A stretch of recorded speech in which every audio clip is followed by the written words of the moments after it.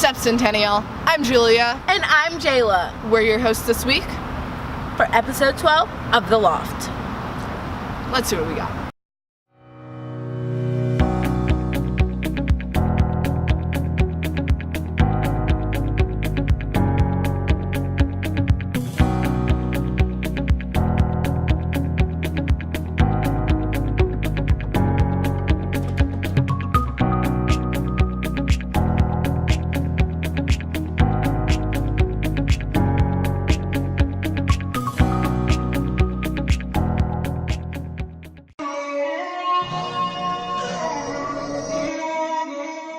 I see you guys didn't get the message the first time when I said pick up your trash when you leave the cafeteria. It doesn't matter whether you're in breakfast or lunch. Clean up after yourselves.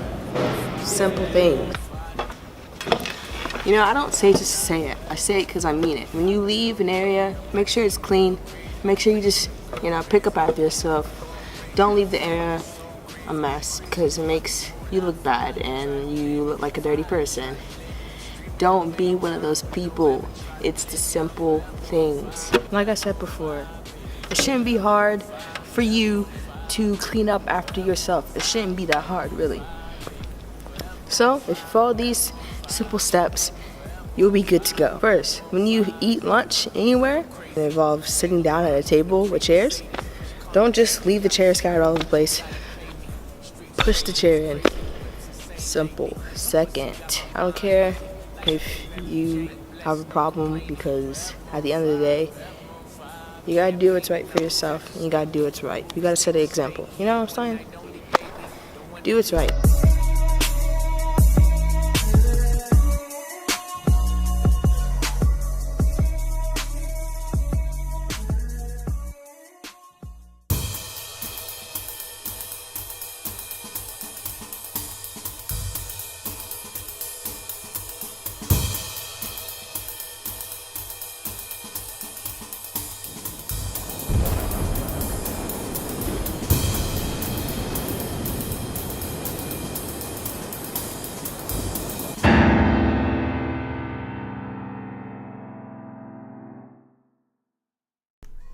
I like to draw, digitally and on paper.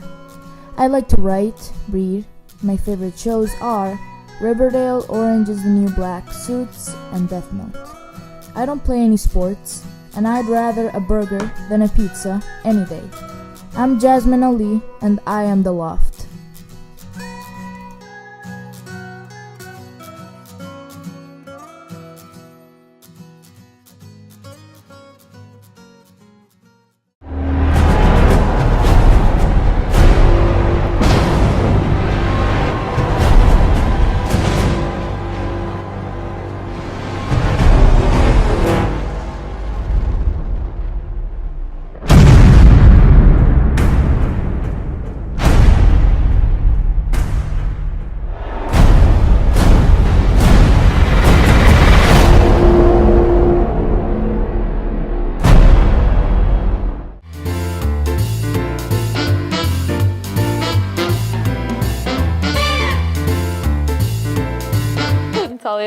And one of my favorite books is The Little Prince by Antoine Saint-Exupéry. It was originally in French, and it's a book about a little prince who falls in love with a rose and travels to a bunch of different planets, and eventually he gets to Earth where he learns the secret of life. "Goodbye," said the fox, "and now here is my secret, a very simple secret. It is only with the heart that one can see rightly. What is essential is invisible to the eye." "What is essential is invisible to the eye," the little prince repeated, so that he would be sure to remember. "It is the time you have wasted for your rose that makes your rose important." "It is the time I have wasted for my rose," said the little prince, so that he would be sure to remember.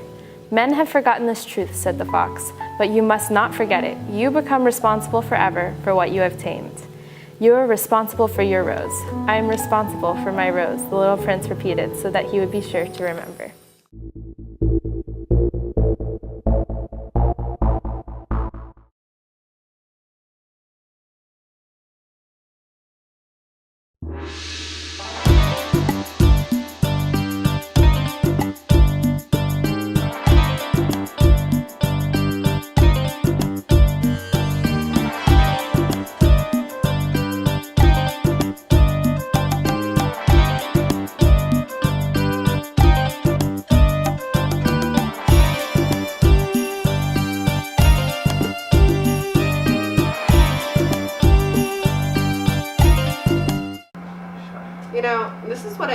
expect classrooms to look like. But in reality, They look like this.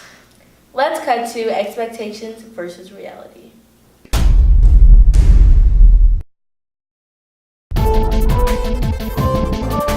Smack a ball out of someone's hand.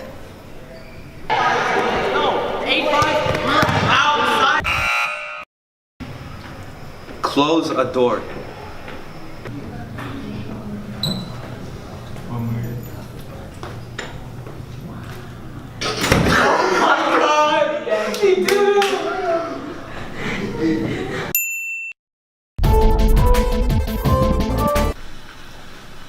Welcome to Tasty Testers. Today, we're going to be reviewing Kroger Purified Drinking Water. Let's begin.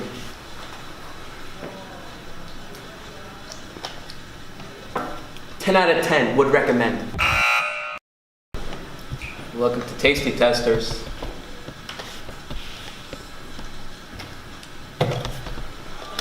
That's water. That is water.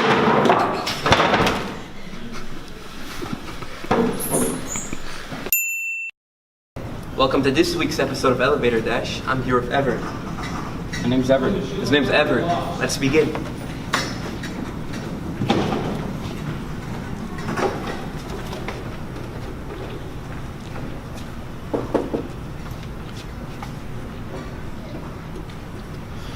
It's not working. It's not working.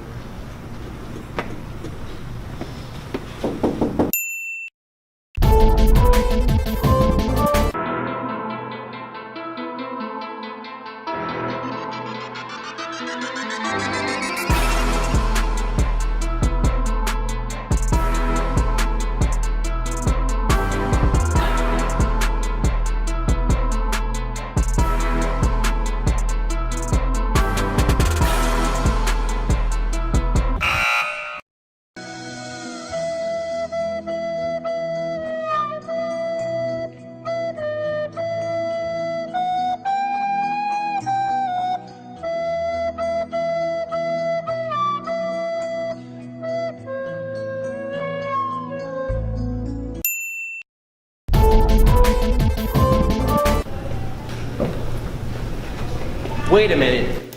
Did you actually think I was going to make fun of the best Loft segment? Well, you're wrong. Never judge a book by its cover.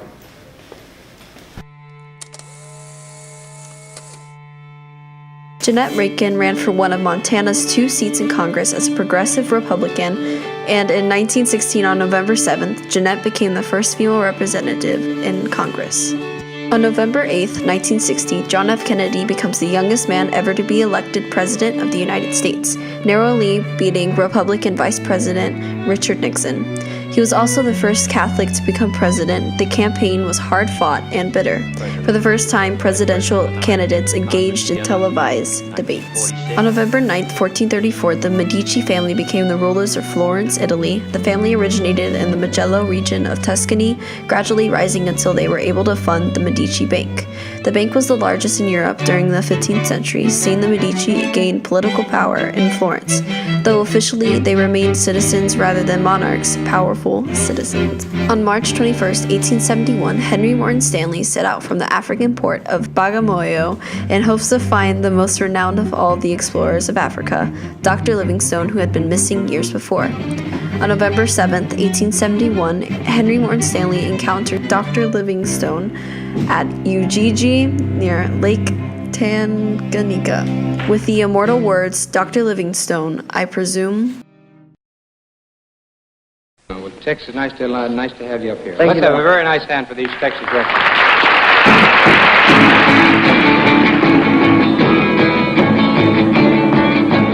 Buddy Holly, born Charles Hardin, was an American singer-songwriter born on September 7, 1936 in Lubbock, Texas. With hits such as That'll Be the Day and Peggy Sue, Buddy Holly was important to music advancement because not only did he actually enjoy what he did, and his joy reflected through his music, but he was one of the first artists to dip his toes in the genre of rock and roll. With his unique vocal techniques, including his alternating falsetto and mock ingenuous singing, and his classic hits, he influenced major rock and roll artists such as Paul McCartney and Bob Dylan. But yeah, and we love Buddy, and I think the other reason we love Buddy was that he wrote. He wrote his stuff. Elvis didn't write his stuff. Loved Elvis, but he didn't write his stuff. That's right. So Buddy wrote and played the solos. Something touched me deep inside the day. The music. I just loved it. I never had liked. Well, they hadn't been anything like rock and roll before Buddy, and I liked everything Buddy did. But Buddy had a flair of putting in something and giving it a certain kick that made people really like it. It broke my heart. My dad always said that if you want to get into rock and roll, you're going to have to start with the basics, and Buddy Holly was the definition of the beginning. He didn't live a very long life, but in the short years that he did live, he influenced so many people, and his legacy and music influences will live on forever. Buddy wasn't after a bunch of money. He wanted to be understood and people to recognize what he could do. I'm living life on a merry-go-round, and you can't find the fighter, but I see it in you, so we gon' rock it out. Ooh, mountains, we gon' rock it out, and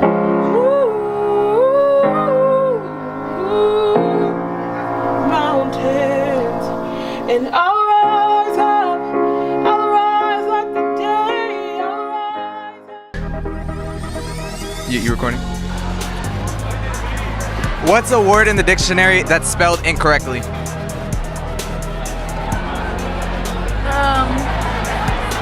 I don't know. Incorrectly. Incorrectly? Yes. Oh, incorrectly! Incorrectly. Oh my god, I'm so smart. Okay. What has a head and a tail, but no body? What? Tail, no body? Yeah, a head and a tail, but no body. I know, that makes no sense. A coin. A coin. A coin. Come on, man. All right. Spell Mississippi. M-I-S-S-I... Come on, look. One more time. What? Spell Mississippi. Huh? Spell Mississippi. I got you. M-I-S-S-I-S-S-I-P-P-I. Let's get it. Stop trying. Did he spell that right? I don't think he spelled that right. Come here.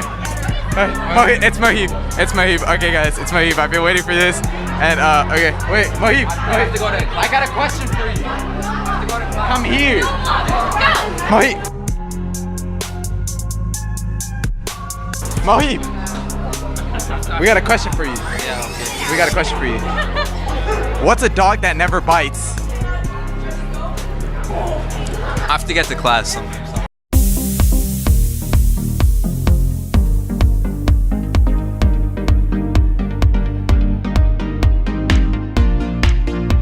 Welcome to Movie and TV Show Spotlight. I'm your host, Marley Rusden. And I'm your co-host, Elise Brinkman. This week we will be discussing a few of the best 90s movies out there. So let's get started. The first movie is Pulp Fiction. This movie was released in 1994, starring Bruce Willis, John Travolta, Samuel L. Jackson, and Uma Thurman. This movie was directed by Quentin Tarantino, one of the 90s most popular directors, and follows multiple storylines. Two hitmen having constant bickering with their philosophical discussion, their very intense boss and his wife, some nervous armed robbers, and more. They all intertwine in the most interesting way, telling you a story you'll never forget. Next is The Matrix, or as stated by many critics, the 90s movie. This movie, directed by Lily and Lana Wachowski and released in 1999, stars Keanu Reeves, Lawrence Fishburne, and Carrie-Anne Moss. A computer hacker learns the true nature of reality and even what goes beyond it. Third on our list, we have The Sixth Sense, released in 1999, directed by M. Night Shyamalan and starring a young Haley Joel Osment and the iconic Bruce Willis. A young boy is haunted by his ability to see ghosts and is too scared to tell anyone but his friendly child psychologist. This is a movie that is known for its plot twist, so be ready. Next up, we have Good Will Hunting, released in 1997, directed by Gus Van Sant and starring Matt Damon, Ben Affleck, and Robin Williams. A young Will Hunting, who has an incredible mind for math, is discovered by a professor who takes Will under his wing and guides him to a better future. This movie is more of a tearjerker, but it is amazing nonetheless. Last but certainly not least, we have Fight Club. This movie is just one level of iconic stacked on top of another. Directed by David Fincher, starring Brad Pitt, Edward Norton, Helena Bonham Carter, Jared Leto, and it made over $100 million in the box office. Two men make an underground fight club for men to fight other men who are bored with their lives, filled with strict rules and lots of drama. That's all we have for you. See you next week.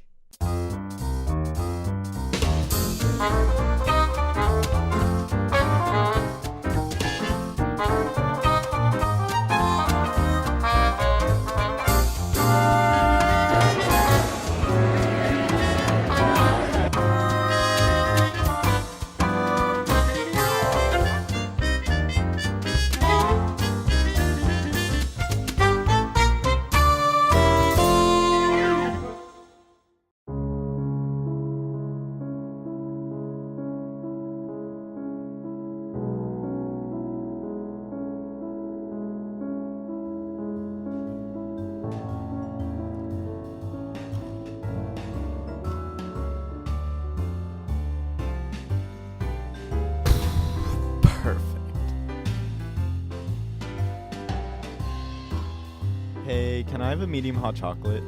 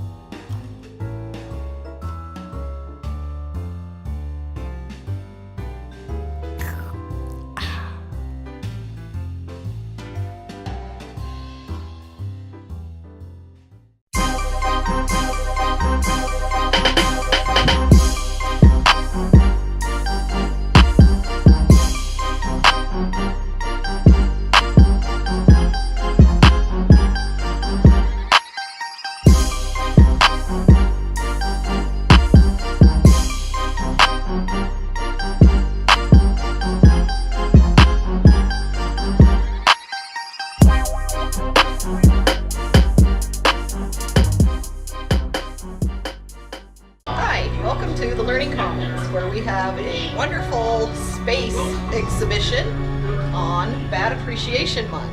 A lot is the Google Cardboard. You can explore bat caves on YouTube and with an assortment of websites here found in the Learning Commons. So there are some instructions laid out if you want to come check it out, and you can use one of the Google Cardboards or virtual reality goggles that we have available. We chose bats for this exhibit because they're very interesting and important mammals, the only flying mammal. This is the embroidery machine in this space. Here we've made many things for Bat Week, such as this embroidered shirt with letters and bats on it, and the website that it came from.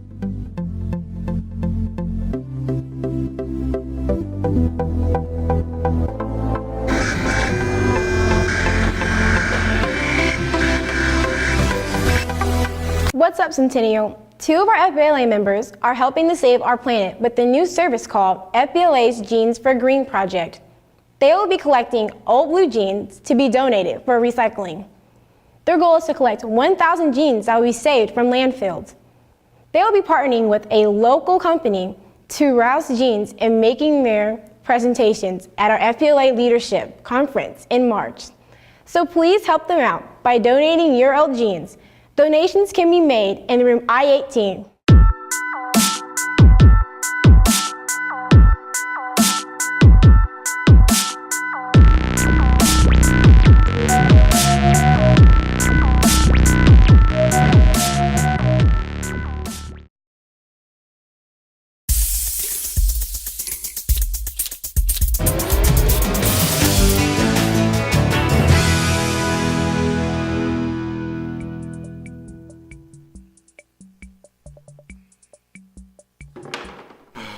I wish I was stronger.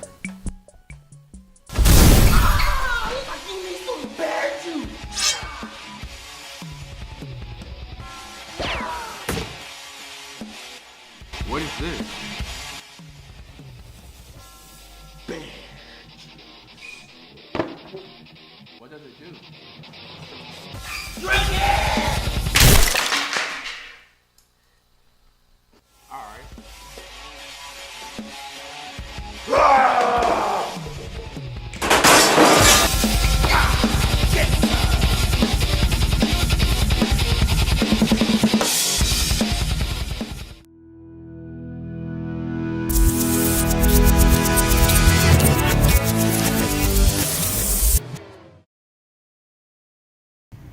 My name is Max Abel, and I am the Loft.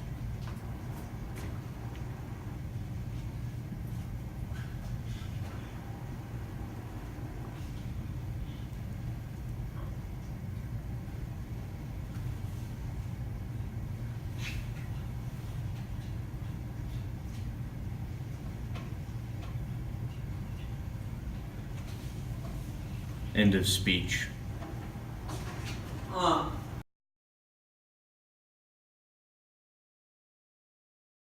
Hey Centennial, welcome to This Week in Sports. On Sunday, the Falcons lost to the Panthers with a final score of 20-17. In other news, the Atlanta Hawks lost to the Boston Celtics on Monday. The final score of the Hawks game was 110-107. In more exciting news, Alabama has jumped to the #1 spot, passing Georgia in the college football rankings. However, Georgia comes in at second place, Notre Dame at third, Clemson at fourth, and Oklahoma at fifth.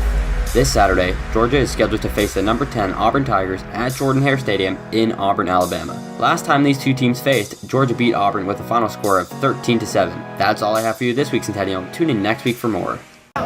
Did someone say sports? Sports? CSPN with Max and Kyra? Let's go. What's up, Centennial? I'm Zakira, and you're watching CSPN.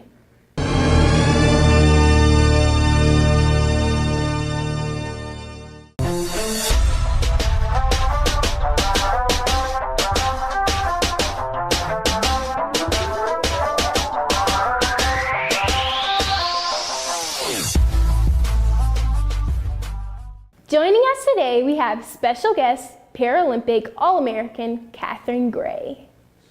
So being a Paralympic All-American track and field athlete, I feel honored. Like, it was such an honor when I found out, and it still hasn't sunk in yet for me. I feel honored, and it's really cool. And I feel honored because I can be a role model for other kids like me, and that makes me feel really good, and I'm honored.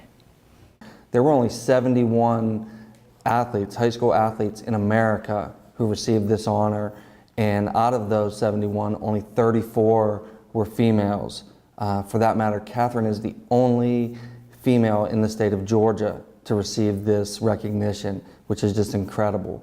So I have training every week, and during on Mondays, and we do drills and sprinting, and we throw field implements. And then during the summer, it gets more rigorous because I have competitions like junior nationals, where we go out of state and compete. My favorite part of competing is probably seeing my teammates, well, not just my teammates, but knowing that I succeeded in meets and I did better than I wanted to, or as well as I could, but also seeing my teammates do well too. Like, I consider my Blaze Sports track team like my second family, so when they do well, I get a sort of satisfaction. Like, I want to see my teammates do well. My greatest challenge so far is, I guess, pushing myself. Like, I want to do the best that I can do with track and field, so just overcoming like the physical aspect and getting stronger is a challenge, but I'm working on it, and I keep getting stronger, and that benefits me. So the competition cheerleading team is competing in sectionals this weekend. Hey Centennial, I'm Max Abel. The football team is back in action tonight against the Lanier Longhorns. Kickoff is at 7:30. Be sure to bring all of your America gear and be loud. I see the bad moon arising. I see trouble on the way. I see earthquakes and lightning. I see bad times today. Don't go around tonight, but it's bound to take your life. There's a bad moon on the rise.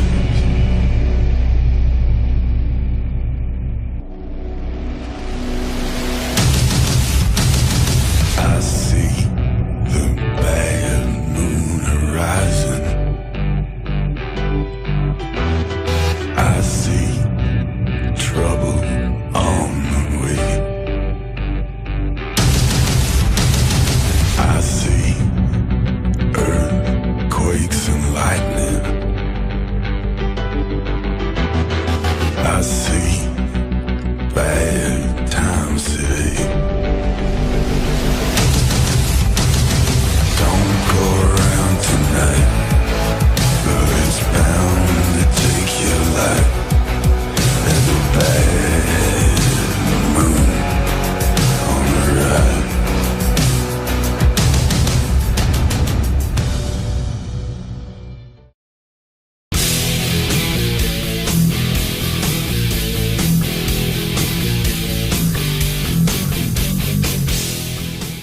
That's all we have for this week, Centennial. You've been watching CSPN. Next week is our Thanksgiving celebration on the Loft. So get prepared for an extra thankful episode next week. Bye!